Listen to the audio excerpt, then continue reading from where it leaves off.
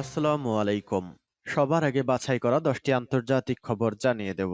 প্রথমেই থাকছে শিরোনাম। তবে তার আগে অনুরোধ থাকবে ভিডিওটিতে একটি লাইক দিবেন।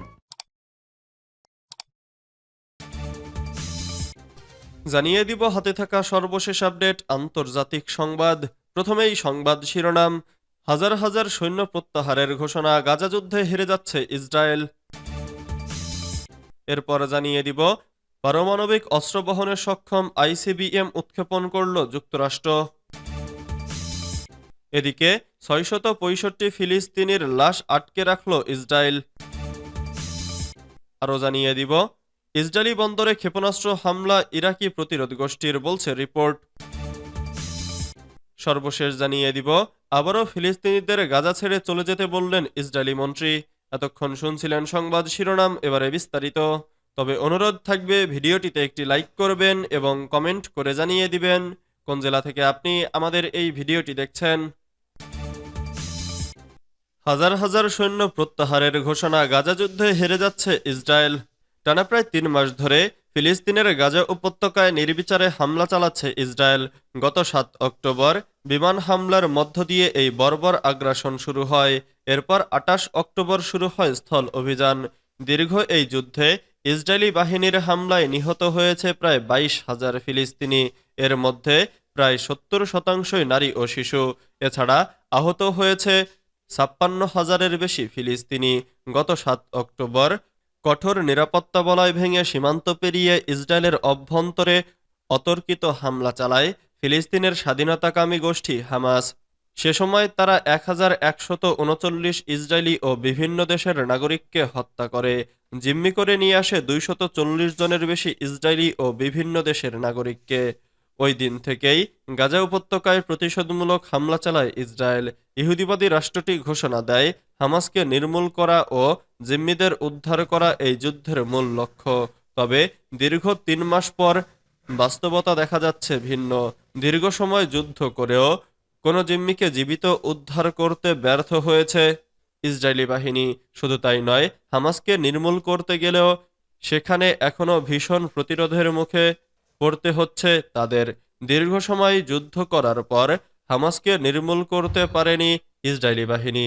যদিও তাদের দাবি হামাসের সামরিক সক্ষমতা ভেঙে দেওয়া হয়েছে। তবে ইংরেজি নতুন বছরের প্রথম প্রহরে তেল আবিব সহ ইসরায়েলের বিভিন্ন শহর লক্ষ্য করে হামাসের রকেট নিক্ষেপের চিত্র বলছে ভিন্ন কথা। দীর্ঘদিন যুদ্ধ করার পরেও হামাসের এই সক্ষমতা ভাবিয়ে তুলছে অনেককেই। পারমাণবিক অস্ত্র বহনে সক্ষম আইসিবিএম উৎক্ষেপণ করল যুক্তরাষ্ট্র। পরমাণু ওয়ারহেড বহনে সক্ষম নিরস্ত্র একটি আন্তঃমহাদেশীয় ব্যালিস্টিক ক্ষেপণাস্ত্রের পরীক্ষা চালিয়েছে মার্কিন সামরিক বাহিনী। প্রেসিডেন্ট ডোনাল্ড ট্রাম্পের বর্তমান শাসনামলে এ ধরনের পরীক্ষা এটি প্রথম। মার্কিন বিমান বাহিনী জানিয়েছে গতকাল বুধবার ক্যালিফোর্নিয়ার ভ্যান্ডেনবার্গ স্পেস ফোর্স ঘাঁটি থেকে ক্ষেপণাস্ত্রটি উৎক্ষেপণ করা হয়। কর্মকর্তারা বলেছেন, একবিংশ শতাব্দীর হুমকি প্রতিরোধ ও মিত্রদের আশ্বস্ত করতে যুক্তরাষ্ট্রের পারমাণবিক প্রতিরোধ নিরাপদ, সুরক্ষিত, নির্ভরযোগ্য এবং কার্যকর রয়েছে তা দেখানোর উদ্দেশ্যে এই উৎক্ষেপণ করা হয়েছে। মার্কিন বিমান বাহিনী আরও বলেছে, এই উৎক্ষেপণ বর্তমান বিশ্বের ঘটনাগুলোর প্রতিক্রিয়া নয়। আমেরিকা অতীতে 300টিরও বেশি এ জাতীয় পরীক্ষা চালিয়েছে। ক্ষেপণাস্ত্র পরীক্ষার বিষয়ে রাশিয়া, চীন বা অন্য কোনো পরমাণু শক্তিকে তারা সতর্ক করেছে কিনা সে বিষয়ে মার্কিন কর্মকর্তারা কিছু বলেননি। 1970-এর দশকে প্রথম প্রবর্তিত মিনিটম্যান 3 মার্কিন পারমাণবিক প্রতিরোধক কৌশলের একটি গুরুত্বপূর্ণ অংশ হিসেবে রয়ে গেছে। দেশটির মন্টানা, নর্থ ডাকোটা এবং ওয়াইওমিংয়ে ভূগর্ভস্থ সাইলোতে এই ধরনের 40টি অপারেশনাল ক্ষেপণাস্ত্র রয়েছে। মিনিম্যান 3 এর পরিসীমা 13,000 কিলোমিটার এবং এটি ঘন্টায় 24,000 কিলোমিটার গতিতে ছুটতে পারে। 665 ফিলিস্তিনের লাশ আটকে রাখল ইসরায়েল।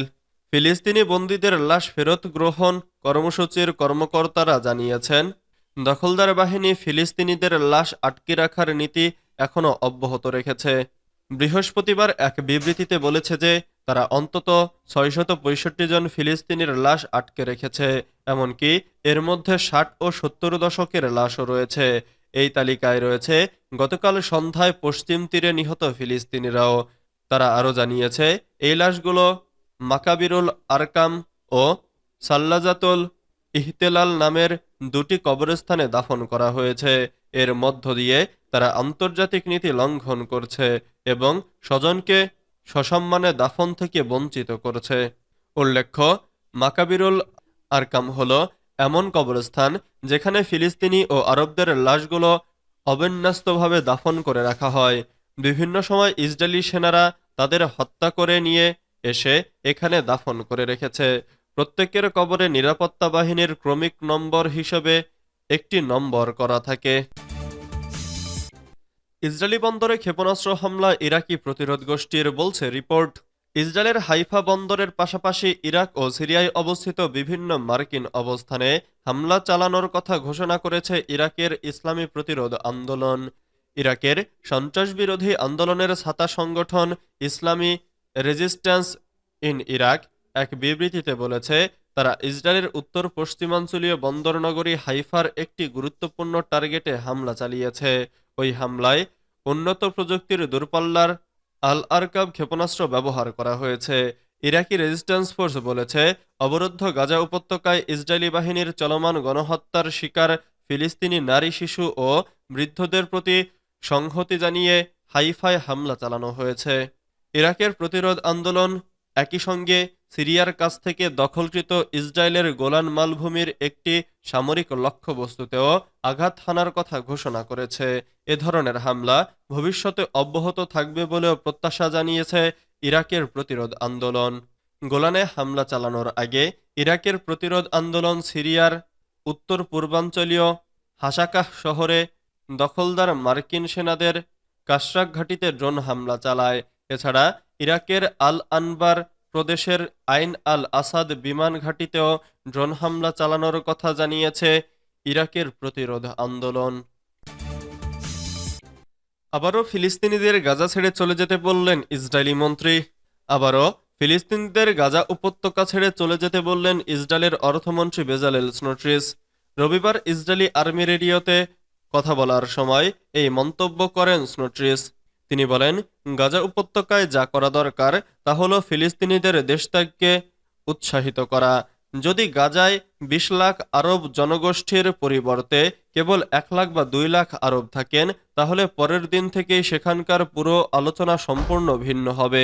তিনি আরও বলেন, গাজার ২৩ লাখ জনসংখ্যা যদি ইসরায়েল রাষ্ট্রকে ধ্বংস করার আকাঙ্ক্ষায় বেড়ে উঠতে না থাকে, তবে এই ভূখণ্ডটিকেও ইসরায়েলে অন্যভাবে দেখা হবে।